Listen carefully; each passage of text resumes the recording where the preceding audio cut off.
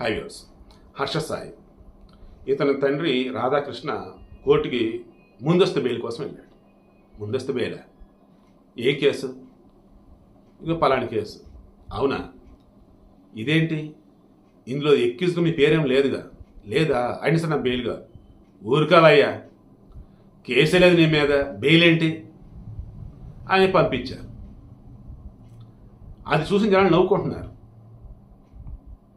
ఇదేంటి కేసు లేకుండా బెయిల్ కావాలని ఎందుకు వెళ్ళాడు?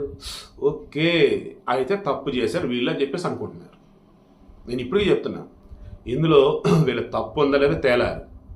తప్పు ఉన్నట్టుగా కనిపిస్తుంది. ఇప్పుడు నేను భయపడి బెయిల్ కోసం వెళ్ళటం కానీ, హర్ష ఇన్ని రోజులైనా కనపడకుండా ఉండటం కానీ. ఆల్రెడీ ఆ అమ్మాయి వీళ్ళు మళ్ళీ కంప్లైంట్ ఇచ్చింది. ఏమని? ఇదిగో నన్ను బెదిరిస్తున్నాడు, ఇదిగో మెసేజ్, ఇదిగో మెయిల్స్ అని. అక్కడ కూడా దొరికేశాడా?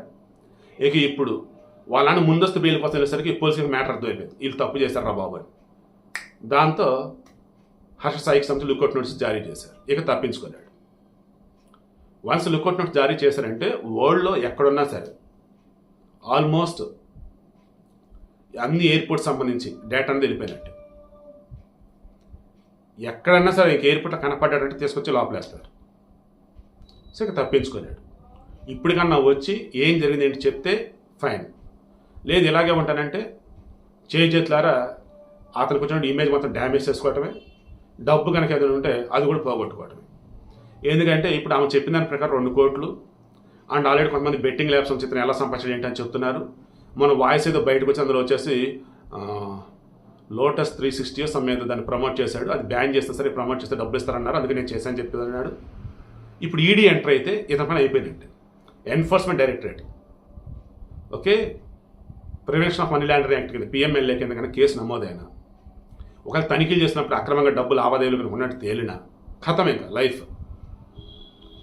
సో గోడితో పోయి గొడ్డల దాకా తెచ్చుకుంటాం, లేదన్నప్పుడు తప్పు చేశాను కదా దొరికినట్టు నాకు పని అయిపోయింది అన్నట్టు దాక్కోవటము.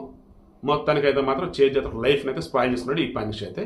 ఇప్పుడు వాళ్ళ నాన్న భయపడి తొందరపడి ముందుకు వెళ్ళటాన్ని చూస్తే ఇక్కడ వీళ్ళు తప్పునట్టుగానే నాకైతే అనిపిస్తూ ఉంది. పోలీసులకు తేల్చాలి.